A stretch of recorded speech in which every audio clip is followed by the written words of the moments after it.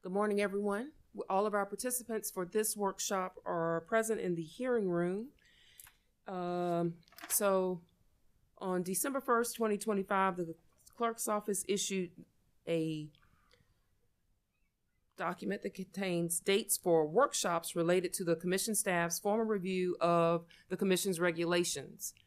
And today's workshop is scheduled to begin at 11 o'clock. I checked the docket management system, and everyone who indicated their intent to participate is present in the hearing room right now. And so we're going to proceed. I will identify or recognize those entities shortly. Today's workshop, the workshop that we're currently conducting, relates to Article 400, the Article 4, not 400, which is contains regulations for gas systems that are regulated by the Public Service Commission. Okay, so now we're going to ask those of you who are present and participating to, I'm going to recognize you and ask you on whose behalf you are appearing today. We will start with the South Carolina Department of Consumer Affairs.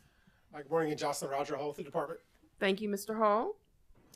Piedmont Natural Gas Company. Good morning, Jocelyn. Jason Richardson of McGuire Woods LLP for Piedmont Natural Gas. Thank you, Mr. Richardson. Dominion Energy South Carolina. Good morning, Jocelyn. I'm Chad Burgess, and with me today is Elizabeth Hutton and Michael Anselmo. Thank you both for participating. No, all three, not both, for participating today. And then, everyone, I do have a letter dated April 7th from the Southern Environmental Law Center, written by Ms. Kate Mixon and Mr. Thomas Gooding, and they indicate in that letter that they are unable to participate in the workshop scheduled for today, however, that they may participate in future workshops and provide comments as necessary. And then we have the South Carolina Office of Regulatory Staff. Thank you, Ms. Boyd. Ben Muschin and Claire Benge on behalf of the ORS. Thank you, Mr. Muschin and Ms. Benge, for participating in this workshop. Okay, I don't think I've missed anyone. All right, wonderful. So, like our workshop that we just had this morning on our electric systems regulations, Mr. Hall, I'm going to ask Mr. Anselmo to proceed first. Similar situation, comments were filed on April 7th, but Dominion's were filed at 4:10 and yours at 4:53. So we'll start with Dominion. Oh, gosh. Yes, Mr. Anselmo. I'm quite juvenile. I apologize. Overarching comment is somewhat similar to what we just discussed in the Article 3 docket, an intent to sort of modernize and update thresholds and things of that nature. And I'll start on 103-415. This is, again, the property damage. It was $5,000. I mean, that is quite a low figure in this day and age for construction and repair costs. The federal law that controls reporting at that level, which it has a formula that updates, and in recognition of the fact that that formula threshold is quite high in the federal level, we're proposing something that can have some durability with this revision, where you say it would exceed 10% of that, and there's a chart on the website and everything. That's it. Let's look at that. I have it. Perfect. Thank you. Miss Purvis. Thank you so much. Is this it? So that's the formula, and Okay. that's a lot of math that I'm not ethically permitted to try to do. Okay. But as you go to the website for the PHMSA, it has the numbers. So, okay. Yeah, and I probably should have brought that and pulled it up. But Is the 10? I'm not trying to interrupt you. Is the 10% in there too? no, that was the business folks' concession. The actual number for federal is high. It's a big number. Oh, okay. And I want to say it's like $167,000 and change. Okay. And in recognition of the fact that jumping from 5,000 to 170, let's call it, and then updating annually might be too big of a step. The business folks said it might just be better if we did a 10% recognition to align maybe with South Carolina realities for costs, et cetera. So this year it would be in the $16,000 range. Next year it might bump a little bit as that number adjusts for inflation. Okay. But it would just peg it to that federal number. And our reports that we file would recognize that it triggered that threshold amount, and here's the information provided. Okay, and I'm not trying to be petty. 10%. I'm just trying to think of what I can tie that percentage to. I did want to say tax, it's like sales tax, but not quite. Well, we just didn't want to have sticker shock and come in and say we're going to request taking it from $5,000 to $170,000. This was we'll call it a qualitative number, not a quantitative number, to use some fun. But the rationale was really just to adjust it to South Carolina levels, make it more palatable. Okay, I'll think about the 10%. What else we can tie that to? Because I'm probably gonna get that question if this becomes a regulation. Why did you all think 10% was okay? But thank you for this. Thank you for the source. Yep. I was able to find that. Yeah. Okay. Let's see. Anybody have comments on 415 incidents? And we're just changing, the proposal is to change the threshold, tie it to the Code of Federal Regulations. I'll do some more thinking about just the 10%. I'd like to be able to tie that to something. And maybe your business people, if they are, feel free to, Mr. Anselmo, to offer that. And they may use that in business. It would just be nice to know. It's not a criticism. I just try to tie it to something. Again, the reason we did that is 5,000 is way too low. Yeah. The business folks seem to think that 16,000 and adjusting incrementally after that meets the intent of the regulation and just takes some of the reporting requirements out. There's a lot of things.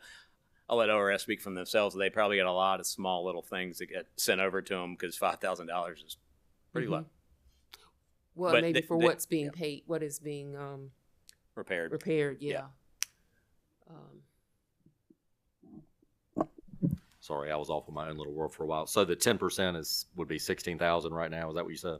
Yeah, it's like 16,700, and then it bumps. It's an inflationary type adjustment in the federal law. I know. So maybe next year it's closer to 17. Oh, got it.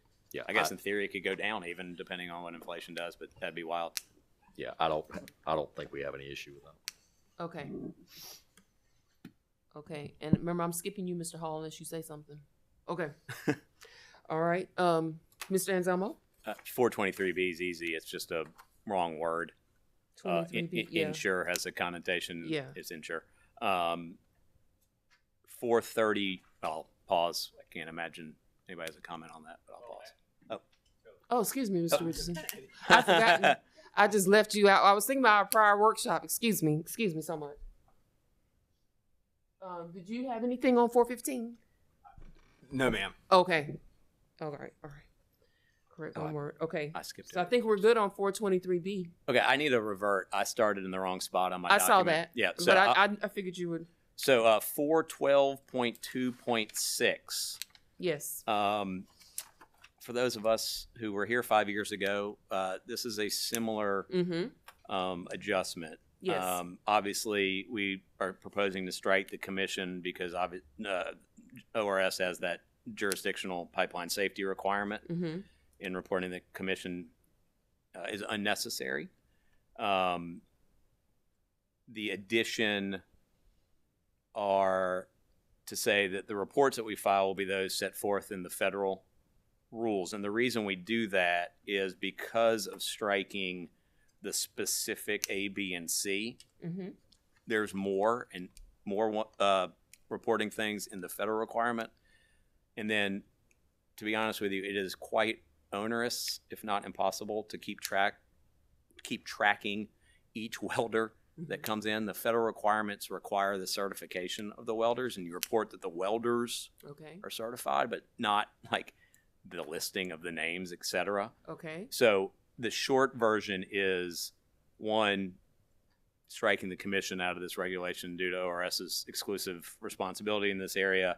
And then the federal requirements will capture what the intent of this regulation was and allow the reporting to go on sort of as anticipated previously. Okay. Okay, and I'm gonna ask this. Of course, I agree with you, and know ORS has pipeline safety jurisdiction. I want to ask you this: are any of these costs related? Well, these are reports. Yep. Okay, this This is is just reports. Okay. Yeah. You have any comments?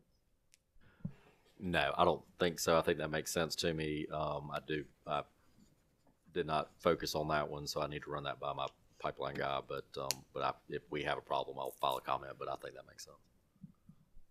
And I want you to know what I was thinking too, Mr. Anselmo, when I asked that question about deleting the commission. Were these like that's not included in this projects that the commission, the cost, the commission may eventually have to review for recovery. But these are reports, so that was going to be my question. The costs associated with construction will come through the rate case. Yeah. So, eventually the recovery of the costs associated with the project would either flow through an RSA or a gas rate case. Okay. But that is separate from the responsibility of ORS about regulating pipeline safety, right? Okay. That was going to be my question that I was thinking through and did not ask. Yeah, I guess your point is, could it potentially be ex parte because that thing could come in front of them? Not necessarily the cost component.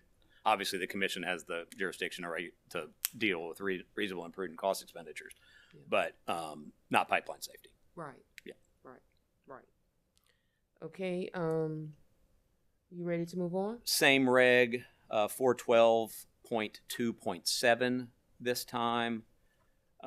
So the current level is $500,000 or a project with 25,000 feet of piping. That's been around for quite some time. Federal law has it at $10 million or 10 miles of pipeline. Again, to tailor it more to the South Carolina specific, given the geography of the state, the size of the state, the size of projects, the company is proposing bumping the $500,000 threshold to $5 million and make it 5 miles of pipe. The other ones are just quite low. Okay. What are you thinking, if anything, Mr. Mushroom? I don't think we have a concern with that. Okay. All right, Mr. Anselmo, let's keep moving. Yeah, I'm on a roll. 103.414 interruption of service. As we went through this, it just had a weird provision about contacting ORS and the commission by telephone. Yes. And that's probably been around for longer than I've been alive, frankly. That's antiquated. And we, again, because this isn't really the purview of the commission, struck the commission from it and struck the telephone requirement. Obviously, we have reporting obligations to ORS independent of doing it by phone. So no one's going to miss anything out. And and the reality is if it's a significant event, obviously executives will be speaking to each other. So in immediacy, but it doesn't preclude telephone, but it was just a weird inclusion to continue to have a telephone requirement in here, especially for the commission. I don't even know. Yeah, and I know that's not happening now, not the telephone requirement. Emails. Jocelyn, I think they do. I think they do call over here. They do, because I get emails and they're copied on. Because sometimes they'll call me and say, "Hey, we left a voicemail." Oh, and I'm okay. like, "That's fine." Okay.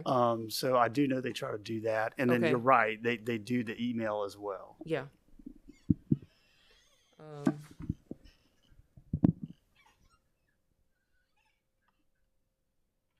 How frequently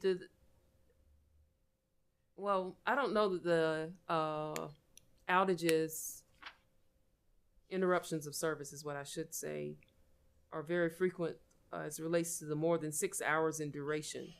I just don't remember seeing a lot of those reports. That's right. I think we might have had one or two in the past 5 years. Okay. You're right. It's not a frequent occurrence, thankfully. Okay. What about with you? Do you know Mr. Richardson by chance? I'd have to check with my client to be sure, but Okay. I would agree with Mr. Burgess that it's not a frequent occasion. All right. Anything, Mr. Mushroom? No. No. Okay. Okay, Mr. Anselmo, we have we were already covering 415. Yep. I apologize for starting out of order. We did 415. We did 423B. Now we move to 103, 431, customer deposits. I know we're in separate proceedings, but this is the same addition that we proposed in Article 3 for the same reasons, which Right. is it protects customers from the industrial customer where the company has expended sums of money to serve that load, either pulling up and moving to a different jurisdiction or not having the financial ability to pay the termination fee. It again allows a deposit to be collected in advance to ensure that payment, and also the reg does allow that to be adjusted if obviously the customer has a quality payment history, things of that nature. So it's a customer benefit addition here, so any unrecoverable sums from the cost causer customer don't get passed to the other customers. I understand that. Mr. Richardson, do you have anything you want to add? We talked about this in the workshop today. With apologies, I was not tuned into the one workshop So earlier. what? But No, that's okay. It's well, I was telling you why I was trying to explain why I don't have any additional questions.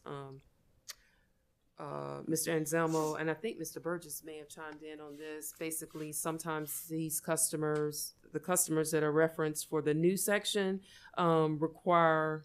Well, for the prior one was for switch yards. What would be the right type infrastructure investment for this? Because this is gas.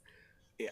When we were talking about the electric utility, sometimes huge customers need the utility to invest in a switch yard or substation, you know. Yeah. And so in order to try to mitigate the financial consequences of that large customer walking away and the remaining customers having to pay for that huge investment, that's the reason for the recommendation for 4316. yeah, I mean, it seems reasonable to me. Okay. I mean, But I think- would like to know, like, we were talking about electric utilities before. We have any idea? I mean, you do in fact have to extend pipelines into customers who need firm or interruptible gas service in order to Okay. deliver the gas, for instance, especially if they locate an area where there's not pre-existing infrastructure, right? Okay. So it is very common Okay. to have to build that out. Okay. So in this instance, we're talking pipelines instead Yep. of switch yards Mhm. and stuff. Okay. yeah, agreed. Here, I you're- mean, it sounds reasonable to me. All right. You good? 103, 432, the Mhm. amount of deposit. This also had what I called a donut hole earlier about the deposit amounts for a new customer Yeah. or an existing customer Yes. locating in an address that has not previously been occupied or where we have not previously provided service. The utility using its, knowledge and data on comparably sized facilities or homes or whatnot would estimate usage, and that would serve as the basis for the deposit, which again could be modified based on actual usage or payment history moving forward. But it is to capture the situation where the existing regulation doesn't allow us to impose the deposit because it is limited to what the regulation said. So this would close that hole and allow that deposit to be imposed. Okay. And what I think I'll do, if it's okay with everyone, for our second workshop, I think I'm going to combine the electric and gas because this one ties into what we were talking about earlier, Mr. Anselmo, with speaking with ORS and the estimate. You remember us talking about that, how the methodology for your estimate? Yes, I would assume that ORS would probably take the same position, and we are perfectly comfortable with working with them to develop our methodology and have it filed with them to ease their ability to answer questions related to it. So when we have our follow-up for the electric utility, electric systems that we just spoke about several minutes ago, I'm just going to combine it with this for gas systems. because I would think some of these will overlap. This is one of the topics for our second, for our follow-up workshop. Okay, deposit receipt. We have 103, 433, I interest on apologize. deposit. I think the Yes. letter speaks for itself. Yes. All right. That was another one where we were going to follow up on what everyone thinks is the appropriate rate before we place it on the commission's agenda for the commissioner's consideration, the rate, and if necessary, the period of time for revisiting the order. Yes, ma'am. So, yes. Okay. Next one is 103, 435. I think it is a good idea to combine because this obviously is the same change from 335. Now, when the customer needs to pay a deposit, the record of that, as it has been, is the deposit is reflected on the customer's bill. Mm-hmm. They pay that bill, then the deposit is no longer on the bill. It zeroes out, obviously. And then the company's business records, specifically the customer service records, would note the request for a deposit, the amount of the deposit, and that the customer paid the deposit or didn't pay the deposit, as the case may be. And that record of the utility would be sufficient for the customer to, when the time comes, to get their money back. Mm-hmm. And we didn't receive any comments before. Mr. Richardson, do you have any comments right now on this? No, I mean, I proposal? think that's a good revision to modernize things. Okay, thank you. All right, 485A. So currently the term is city as the reference point for Yes. tracking utilities gas assets. Yes. That's simply not how the company tracks its gas assets. Mm-hmm. What the company does is it performs system planning analysis and its gas system monitoring based on the hydraulic system using its SCADA locations, right? So by way of the example in the letter is exactly how it crystallized for me when our business units were explaining it. You could have multiple hydraulic systems in a large One city. Okay. Or multiple small cities with a single hydraulic system. So referencing it by city it kind of doesn't make sense, right? Mm-hmm. Especially in the day and age of geolocation and all the things that go into it.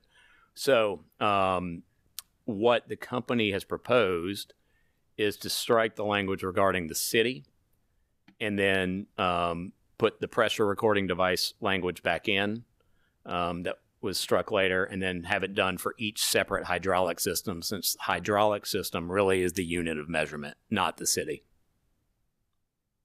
Okay. And pardon my technical ignorance about this, is that do you know if your engineers use any type of written standard for tracking? For example, there may be a standard that says use hydraulic systems to monitor. I know that sounds off, but I was curious because, like I said, engineering is not my background. Yeah, Does that make sense? If I understand your question, because I was wondering, why is it hydraulic system? That is like the key component to the gas system. Okay. So it's basically home base, if you will, right? So that's the most important piece of the infrastructure, and that's why you base the tracking and monitoring off of that thing. Okay. I don't even know what it looks like. I share your ignorance on this. Okay. So, but that's the critical component of the system. Gotcha. That's why it's the suggestion for the home base for the regulation. Thank you. Let's see. I didn't have other than that question. Okay. You can keep moving, Mr. Anselmo. Yep. I do like these things because we do get to learn the business side of the company more as you go through these regulatory reviews, because it doesn't come up every day. Right. 494B, it should be insure with an E instead of insure with an I. Thank you. Termination of service under 452A1. Again, this is removing the personal interview requirement, given that most of this is done via technology. We lack the business office, and no longer do folks go into the field to interact with the customer, either to take payment or otherwise, right? Mm-hmm. So we suggested dropping the language in subsection A1 that says arrangement of a personal interview. Okay, yes, I remember this one. And then we had another section, I think. Yeah. Okay. And then there's a typo in my letter. I Yeah, say 352 A3B, but it is 452 A3B. But it goes to the similarity between the issue that we are addressing. This is the doctor's note issue. And as currently drafted, the regulation allows it to either come from the licensed physician or his staff, his or her staff, or the customer. Mm-hmm. And as I mentioned earlier, when the company audited these documents, the first 10 documents received from directly from the customer were fraudulent. Right. So this now will require, and I will preemptively say that the form must become from the licensed physician or the licensed physician staff Right. directly in order to qualify under the regulation. And a vast majority of them do come from the doctor's office already, so this is not going to catch them off guard in any way, shape, or form. Okay. Mr. Richardson? No objection. Okay. And Mr. Mushroom? Okay. Is that all for right now, Mr. Anselmo? That is it. Okay. Mr. Hall? Thank you, Jocelyn. Mm-hmm. Yeah, as we mentioned in the electric reg review, just had a couple suggested revisions Yes. to increase transparency for billing. We'll rehash all that. I will say, just since there was maybe some confusion on the intent, just to clear up for the first one in D, did not mean for that to include the entire tariff. Just simply would like to see make sure the name of the rate and the I guess I was about to say kilowatt hour charge or the gas, the decatherm charge or whatever, and it is included. And same riders, same rationale as before, increasing transparency, make sure customers understand that there are EEDSN programs they could be participating in. But again, just like we said with the companies in the last one, we're happy to continue that discussion or follow up with them. Yeah. Well, we appreciate you providing these suggestions, and we're going to talk about them again to see where you all are in our second workshop. Now, Mr. Richardson, I want to come back to you. Did you get a chance to review Mr. Hall's letter? No comments at this time. so. Okay. Okay. All right. This is another topic for our second workshop, everyone. And I will tell you that I told the previous group, Mr. Richardson, you were not a part of that discussion. There are our regulations, the commission's regulations contain the phrase member of his household. And specifically in our statutes, that phrase is included in 58-5-1110. And it's also included in 58-27-2510. And we had a discussion earlier about when that phrase might be, I'm going to say, activated. When would a scenario constitute, when would a scenario trigger the implementation of that part of the regulation? Whether an account holder, or maybe not an account holder, maybe someone who is affiliated by way of owning property, someone, when I say affiliated, connected to the situation. So it could be an owner of the property based on some scenarios that Mr. Anselmo explained earlier. It could be persons who are renting a structure to live in, and more than one person could potentially be living in that structure. And perhaps the name of the account, the person who's responsible for paying, changes to the other renter in the home or the house. So our discussions during the previous workshop illustrated that there could be different scenarios that aren't in any way alike that would trigger the member of his household section that basically would determine who would be liable for arrears on an account. We determined that, for example, Mr. Tarani participated in the earlier workshop, and he represents in addition, at that workshop, he was representing the electric cooperatives, but he also represents water and wastewater utilities before the commission. And he suggested that we have our next discussion with all the sectors, since that phrase appears throughout the commission's regulations in water, wastewater, telephone, electric, and gas. And we just want to the staff understands that the resulting product may not be a recommendation to the commission for a regulation that defines member of his household. We do know that staff does, at this point, we want to delete the word his from that phrase. But I think we also want to talk about, is there anything else that the regulatory community can do for persons who may be affected by that phrase to be aware that they could incur some liability because of the word member of household? So we're going to talk about it again. Did you have any questions, though, based on what we talked about earlier?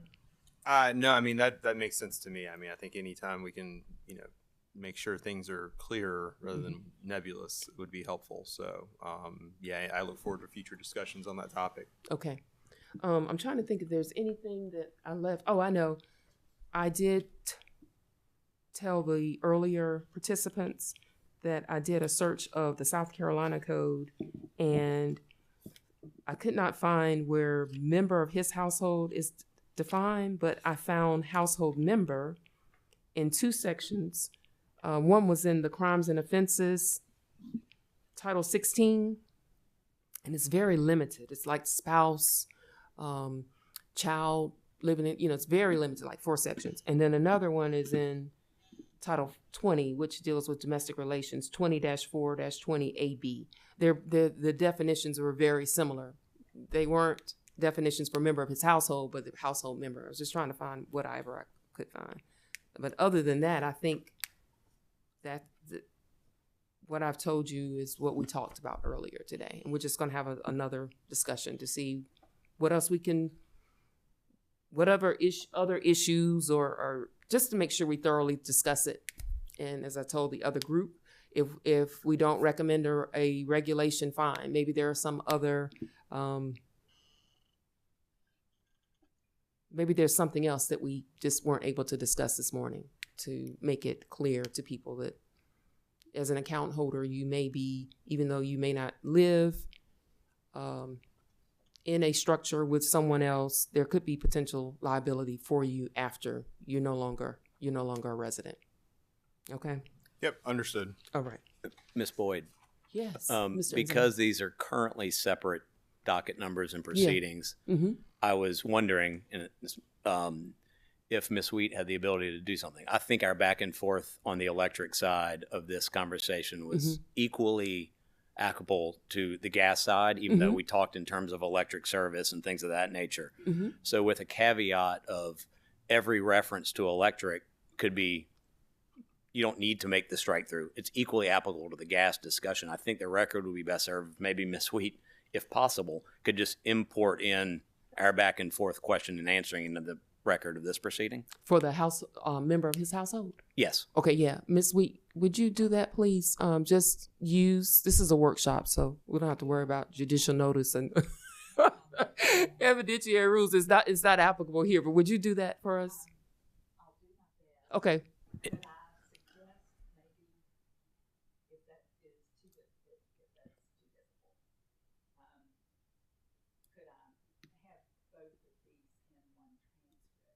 Yeah, I don't, there's. Oh, yeah.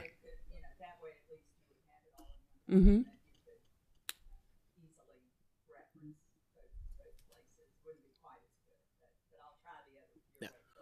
Well, that's very helpful. In fact, since I think we are combining Yes, these at this yeah. point, I would thank you, Ms. Wheat. I think the suggestion of just having one transcript solves that problem without anything. I think my statement that our back and forth is equally applicable then covers it for the commission when they take a look at it. Okay. Mr. Hall? I was just gonna say, I agree pretty much everything we've discussed in this, just Yes. combining the two into one. Yeah. For every issue. Yeah. You okay? Okay, so if you just combine the 2 transcripts, thank you, Ms. Sweet. Okay, now, okay, so everyone, I think you were through, Mr. Anselmo. Mr. Hall, you're through for right now. Okay, so what I have in our second workshop, which will be combined with our second workshop for electric systems, is 432 will be included, 433, and 439.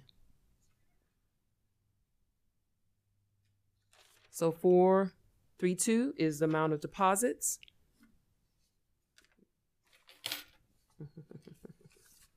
433 is interest on deposits. And then 439 is the bill, customer billing. And then, of course, our separate workshop for everyone, all of our utility sectors on member of his household. Okay. Mr. Richardson, we appreciate you participating today. And Always happy to be here. thank you. Ms. Hutto, Mr. Anselmo, Mr. Burgess, thank you for participating in this workshop. Thank you, Mr. Hall, for being here. And thank you, Ms. Benj and Mr. Muschin.